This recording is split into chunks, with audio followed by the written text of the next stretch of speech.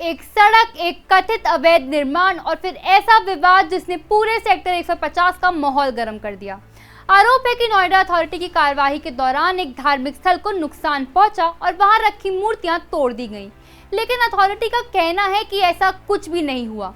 उनका दावा है कि कार्यवाही सिर्फ अवैध निर्माण हटाने के लिए थी। तो आखिर सच क्या है, आइए बताते हैं आपको पूरी बात। बुधवार दोपहर नोएडा अथॉरिटी की टीम सेक्टर 150 में एटीएस प्रिस्टीन और एस गोव सफाई सोसाइटी के बीच बनी सर्विस रोड पर पहुंची। अथॉरिटी के मुताबिक इस सरकारी जमीन पर लंबे समय से बिना अनुमति के अवैध निर्माण किया गया था। इसी निर्माण को हटाने के लिए बुलडोजर चलाया गया, लेकिन जैसे ही कार्रवाई शुरू हुई मामला पूरी तरह बदल गया। एटीएस प्रिस्टीन से बड़ी संख्या में निवासी मौके पर पहुंच गए। उनका कहना है कि जिस जगह को हटाया गया वहां पिछले कई महीनों से धार्मिक स्थल था। लोगों के मुताबिक वहां नियमित पूजा पाठ होता था और देवी देवताओं की मूर्तियां स्थापित थी। निवासियों का आरोप है कि बिना किसी पूर्व सूचना के कार्यवाही की गई, जिससे उनकी धार्मिक स्थल को नुकसान पहुंचा और वहां रखी मूर्तियां भी टूट गईं। यही वजह रही कि लोगों में भारी नाराजगी फैल गई। देखते ही देखते वहां करीब 150 से 200 लोग इकट्ठा हो गए। लोगों ने विरोध प्रदर्शन किया, दिए जलाए और हनुमान चालीसा का पाठ शुरू कर दिया। काफी देर तक मौके पर तनाव का माहौल बना रहा। प्रदर्शन कर रहे लोगों का कहना है कि अगर अथॉरिटी पहले से ही सूचना दे देती तो वो खुद ही मूर्तियों और धार्मिक सामग्री को सम्मान के साथ दूसरी जगह ले जाते। उनका आरोप है कि ना तो सोसाइटी के एओए पद अधिकारियों को कोई सूचना दी गई और ना ही स्थानीय प्रतिनिधियों को विश्वास में लिया गया। लोगों का कहना है कि इस पूरी कार्यवाही में उनकी धार्मिक भावनाएं आहत हुई हैं। यहीं से कहानी का दूसरा पक्ष सामने आता है।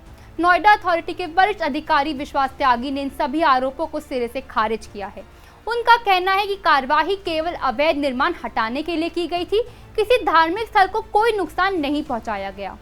अथॉरिटी का दावा है कि जिस जमीन पर निर्माण किया गया था वह सरकारी और अधिसूचित भूमि है। वहां बिना अनुमति के निर्माण किया गया था, इसीलिए उसे हटाना जरूरी था। अधिकारियों का ये भी कहना है कि इस मामले में पहले भी संबंधित लोगों से संपर्क करने की कोशिश की गई, लेकिन कोई भी व्यक्ति आधिकारिक रूप से जिम्मेदारी लेने के लिए सामने नहीं आया।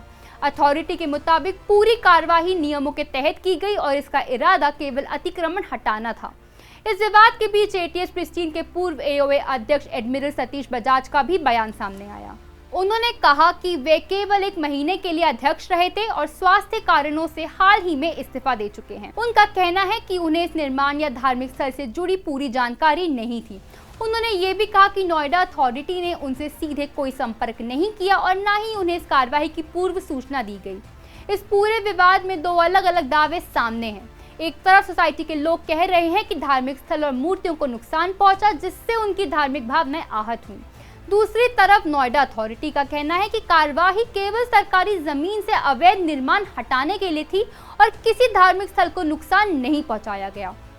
ऐसे मामलों में सबसे अहम बात होती है तथ्यों की निष्पक्ष जांच। यदि वास्तव में किसी धार्मिक स्थल को नुकसान पहुंचा है तो उसकी जांच होनी चाहिए। वहीं यदि कार्यवाही पूरी तरह नियमों के तहत हुई है तो उसकी स्थिति भी स्पष्ट होनी चाहिए। फिलहाल दोनों पक्ष अपने अपने दावों पर कायम हैं। अब सबकी नजर इस बात पर है कि आगे जांच में क्या सामने आता है और प्रशासन इस विवाद को किस तरह सुलझाता है। आप इस पूरे मामले को कैसे देखते हैं? अपनी राय हमें कमेंट में जरूर बताइएगा। और ऐसी तमाम खबरों के लिए बने रहिए हमारे साथ और देखते रहिए इंडिया हेडलाइंस टीवी। हमें फॉलो और सब्सक्राइब करना मत भूलिएगा।